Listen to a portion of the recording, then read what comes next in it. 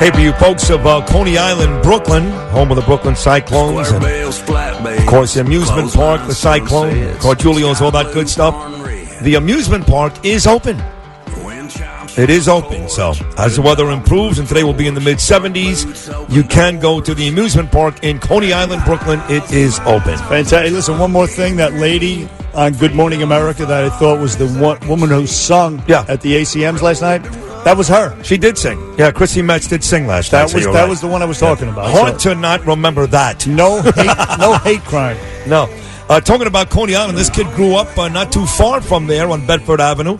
I was on Quentin Road, and we carpooled together to Poly Prep every single day. Now he's come on to become one of the biggest defense attorneys in the country, very famous, and now a weekly guest every Monday, like Rich Lowry on the Bernie and Sid in the morning show.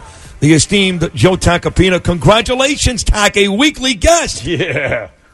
Finally, I've made it. You've made it, right? You have. Yeah. Is this the biggest thing that's happened to you?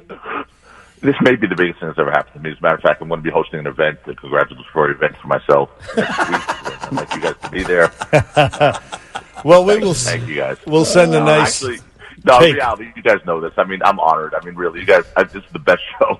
I mean, honestly, this blows away Imus. This is just fun stuff to do. It's stuff that is really, you guys hit hard-hitting issues, but you do it with some amusement, some entertainment, and, you guys are my brothers. So this is great for me. This is really an honor. Thank you, Tac, and we're happy you're here. Thank you very much, and very nice words that we blow Imus away. Let's get to the big story in your field from this weekend on Friday. Craig Carton, former co-worker of mine in a couple of spots, WFAN morning show host, talking about Imus. He, of course, replaced him.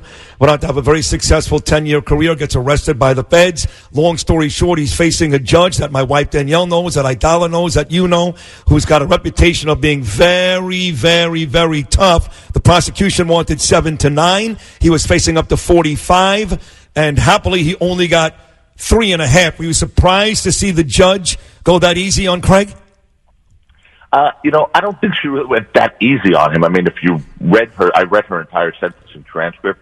She laced into him. I mean, she. Yeah, but let me stop you for a second, because I spoke to him Friday, and she did lace into him, and she said some very nasty things.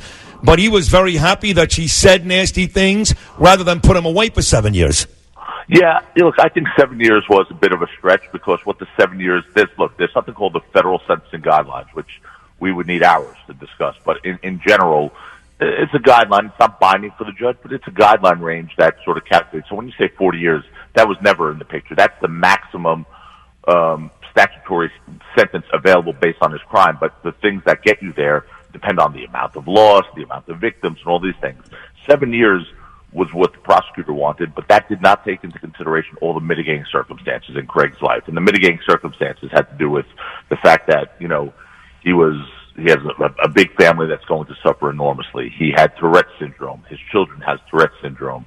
He did a lot of charitable work. Those are mitigating circumstances that help a judge evaluate the entire picture. So I think that was the right sentence. He would have done a lot better, I think, if he had probably pled guilty instead of taking this to trial, because he lost some valuable points called acceptance of responsibility. But then again, I don't know what the prosecutor was offering him as a plea deal. But no, look. But that, Joe, that leads me to this question. And let me ask you, because it's important, and it relates to what you were just saying. Some of the people who did cop a plea, in other words, they spared the government, the taxpayer, a lot of money. Instead of going through a trial, they said, yeah, I did it, I'm guilty. And they still got, at least 5 years. And this guy only got, 3.5 years or something like that? I mean, some people say that's not fair. These guys who took a plea, they got more time than a guy who didn't accept responsibility initially. Well, except the problem with that analysis is you have to look at each individual separately, and that's what the federal guidelines allow for. I mean, the people who got more time in this deal may have had a lot more to do with the loss amount, may have been involved in other aspects of the deal that Craig wasn't involved in. I mean, look, what Craig did was take money from people, pretending it was going to some investment into some company, a ticketing company, and really used it for his own personal use and to fulfill his gambling addiction. Other people may have been much more, culpable in different parts of this thing. So it doesn't really matter that other people got. But look, sometimes what you just said, Bernie, is the true thing. I mean, I've had cases where a prosecutor has offered more time on a plea than what the defendant got after a conviction at trial. It happens. I mean, so sometimes you go to trial, it's sort of guilty plea by trial. And maybe that's what happened here. Maybe the prosecutor's offer was 7 years from the get-go. And their lawyer said, look, we'll do better at trial. We'll do better with the judge. Let's just, go forward. But again, I don't know the circumstances, but if people got more, even if they pled guilty, it probably means that their guideline range was a lot higher and they've done things that were perhaps even more egregious than what Craig did. It came out a couple of weeks ago, maybe even a couple of months ago, Joe Tacopina, that this judge was a fan of Craig's. And she started off that morning in court by saying, first time, long time, which is the regular salutation from a caller to a host at WFAN. So when I combine that with the fact that he only got 3.5 years, even with all of the nasty things she said to him and about him after the niceties at the very beginning, I really wonder if the fact that she was a fan really helped him here, or the fact that she just really understands that addiction is a disease. What do you think?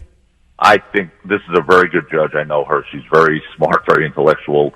I think she understands the complete picture. I don't think her being a fan had anything to do with it. As a matter of fact, one thing, if you read her sentencing transcript, that sort of irked her was that Craig had sort of belittled women as sports fans. And she said, by the way, I have some news for you. We could be sports fans too. Yep. So clearly he had rubbed her the wrong way at some point, which may have cost him another 3 or 4 months. Who knows?